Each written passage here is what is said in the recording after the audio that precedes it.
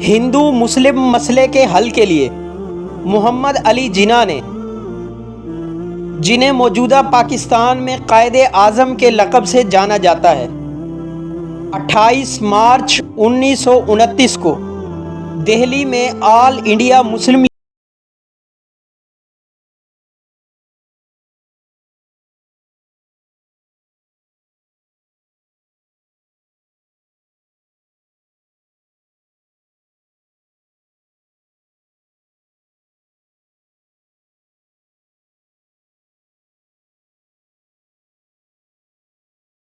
وفاقی نوعیت کا ہوگا۔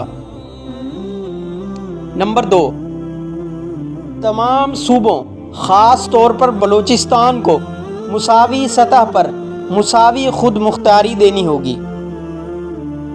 نمبر 3، ملک کی تمام مجالس قانون ساز کو اس طرح تشکیل دیا جائے گا کہ ہر صوبے میں اقلیت کو مؤثر نمائندگی حاصل ہو اور کسی صوبہ میں اکثریت کو اقلیت یا مساوی حیثیت میں تسلیم نہ کیا جائے۔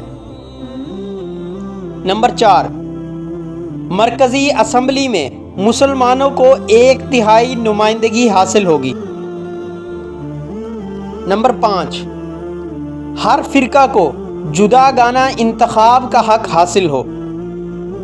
نمبر 6، صوبوں میں آئندہ کوئی ایسی اسکیم عمل میں نہ لائی جائے جس کے ذریعے صوبہ سرحد بلوچستان اور صوبہ بنگال میں مسلم اکثریت متاثر ہو۔ نمبر 7، ہر قوم و ملت کو اپنے مذہب، رسم و رواج، عبادات، تنظیم و اجتماع اور ضمیر کی آزادی حاصل ہو۔ نمبر 8، مجالس قانون ساز کو کسی ایسی تحریک یا تجویز منظور کرنے کا اختیار نہ ہو جسے کسی قوم کے 3/4 ارکان اپنے قومی مفادات کے حق میں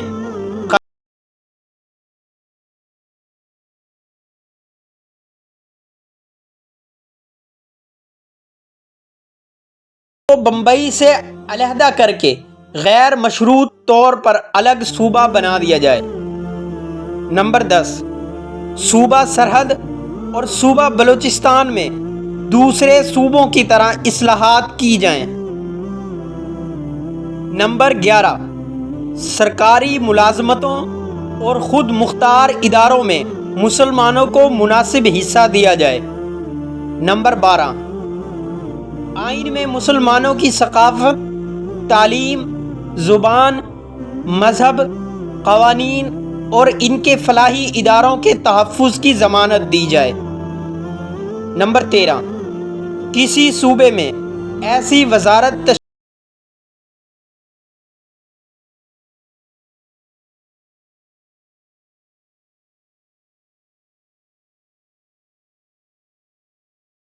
شامل ریاستوں اور صوبوں کی مرضی کے بغیر مرکزی حکومت آئین میں کوئی تبدیلی نہ کرے۔ محمد علی جناح کے ان نکات کو اگرچہ کانگریس نے تسلیم نہیں کیا، لیکن مبصرین کی رائے میں انہوں نے مسلمانان ہند کی ترجمانی کرتے ہوئے ان کے مفادات اور حقوق کو مدلل انداز میں پیش کر کے برطانوی حکومت کو یہ بات باور کروانے کی کوشش کی کہ کانگریس محض ہندوؤں اور ان کی اکثریت ہی کی فلاح و بہبود کے بارے میں سوچتی ہے، جبکہ ہندوستان کی اقلیتوں خصوصاً مسلمانوں کو ان کے حقوق اور مفادات کے حوالے سے کسی خاطر میں نہیں لاتی۔ یہ 14 بنیادی نکات تھے جو صحیح معنوں میں ہندوستان کے اندر مسلمانوں کے حقوق اور مفادات کے تحفظ کا موجب بن سکتے تھے، اور ان نکات کا تمام طبقہ فکر نے مناسب طریقے سے خیر مقدم کیا۔ جب یہ 14 نکات منظر عام پر آئے تو جناح کو گول میز کانفرنس میں مدعو کیا گیا۔ دوستو، یہ تھے قائد اعظم محمد علی جناح کے 14 نکات جنہوں نے مسلمانوں کی بھرپور نمائندگی کی۔ آپ کو یہ ویڈیو کیسی لگی؟ کمنٹ باکس میں اپنی رائے کا اظہار کریں۔